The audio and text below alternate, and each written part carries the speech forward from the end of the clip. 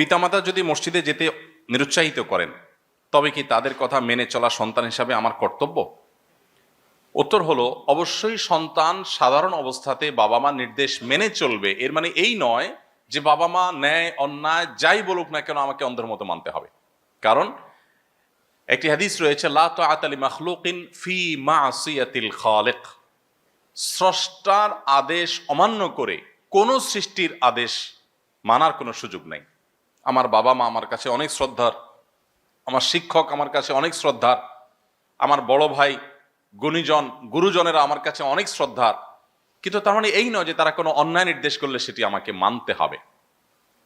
অনেকে সরকারি চাকরি করেন, তাদের প্রশ্ন থাকে যে উপরের বসের নির্দেশে আমাকে অন্যায় কাজ করতে হয়। আমরা পরিষ্কারভাবে তাদেরকে জানাবার চেষ্টা করি যে যিনি নির্দেশ দিয়েছেন তিনি তো অপরাধী হবেনই, যিনি নির্দেশ তামিল করেছেন তিনি অপরাধী হবেন। আল্লাহর কাছে এই অজুহাত চলবে না যে আল্লাহ আমি তো তার অধীনস্থ ছিলাম, আমার তো কিছু করার ছিল না। আল্লাহ বলবেন তুমি তো চাকরি ছেড়ে দিতে পারতে, তুমি অ্যাভয়েড করতে পারতে, তুমি এতটুকু স্যাক্রিফাইস করবা না, আবার জান্নাত আশা করবা কিভাবে? তো এই জন্য বাবা মা হোক আর যেই হোক না কেন, যতক্ষণ পর্যন্ত শরিয়ার সাথে সাংঘর্ষিক কোনো নির্দেশ না দিবেন ততক্ষণ পর্যন্ত তাদের নির্দেশ আমরা মানতে বাধ্য। কিন্তু শরিয়ার সাথে সাংঘর্ষিক কোনো নির্দেশ দিলে সেটি আমরা মানব না। এই জায়গাটাতে আমাদের অত্যন্ত ক্লিয়ার এবং পরিষ্কার থাকতে হবে। এখন কথা হলো, শরিয়ার সাথে সাংঘর্ষিক বলতে কি বোঝায়? এর উত্তর হলো, ফরজ বা ওয়াজিব এরকম কোনো বিষয় যদি না করতে নির্দেশ করেন তাহলে সেটা শোনা যাবে না। কাজ, অন্যায় কাজ, পাপের কাজ করতে বলেন, সেটা শোনা যাবে না। কিন্তু বাবা মা যদি কোনো নফল কাজ ছাড়তে বলেন, বাবা মা যদি বলেন বাবা এখন কোরআন তেলাওয়াত করিও না, তাহলে আপনাকে ছাড়তে হবে। বাবা মা যদি বলেন তুমি এখন নফল নামাজ পড়বে না, তাহলে নামাজ আপনাকে ছাড়তে হবে, কারণ নফল নামাজ চাইতে বাবা মার নির্দেশ মানাটা গুরুত্বপূর্ণ।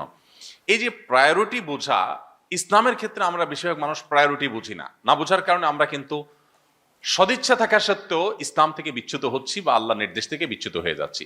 বাবা মার নির্দেশকে এত গুরুত্ব দিতে হবে, ইভেন আপনার বাবা মা যদি বলেন যে তুমি আর পড়াশোনা করার দরকার নাই বাবা, তাহলে আপনার জন্য পড়াশোনা করা কিন্তু ইসলামী শরিয়ার দৃষ্টিকোণ থেকে জায়েজ নাই।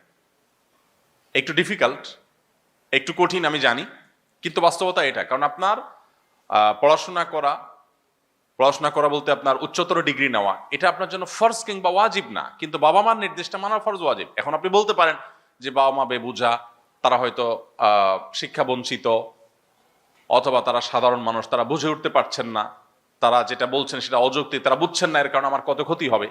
এরকম যদি হয় তাহলে বাবা মাকে আপনি কনভিন্স করতে হবে, সামহাও আপনি তাদেরকে বোঝাতে হবে। সন্তান জানে তার বাবা মাকে কি দিয়ে বোঝানো যায়, কি দুর্বল করা যায়। স্বামী স্ত্রী পরস্পরকে কিভাবে দুর্বল করবে এতে প্রত্যেকে কম বেশি জানা আছে। একান্ত অমানুষ না হলে এগুলো ম্যানেজেবল, আপনি ম্যানেজ করে নেবেন। কিন্তু কোনোভাবে তাদেরকে হার্ট করে তাদের মতের বিরুদ্ধে গিয়ে আপনি যা খুশি তা করতে পারেন না। হ্যাঁ, তারা যদি আপনাকে বলে বাবা এ বয়সে দায় রাখছিস কেন, বল জঙ্গি মামলায় ফাঁসাই দিবে তো, এই কারণে যদি বলে যে দায় রাখিস না, তাহলে বাবা মার সেই নির্দেশ মানা যাবে না। কারণ দায় রাখার নির্দেশ নবী সাল্লাল্লাহু আলাইহি ওয়াসাল্লাম করেছেন। এখানে বাবা মার সাথে বেয়াদবিও করা যাবে না, বিনয়ের সাথে নিজের অপারগতাটা প্রকাশ করতে হবে।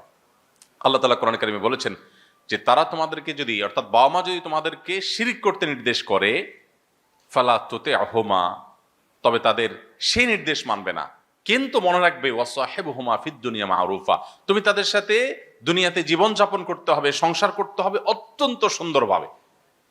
তোমার বাবা যদি অন্য ধর্মাবলম্বীও হয়, তুমি তার সাথে দুর্ব্যবহার করবার কোনো রাইট তোমার নেই। অতএব এই জায়গাটাতে আমাদের ব্যালেন্স করতে হবে।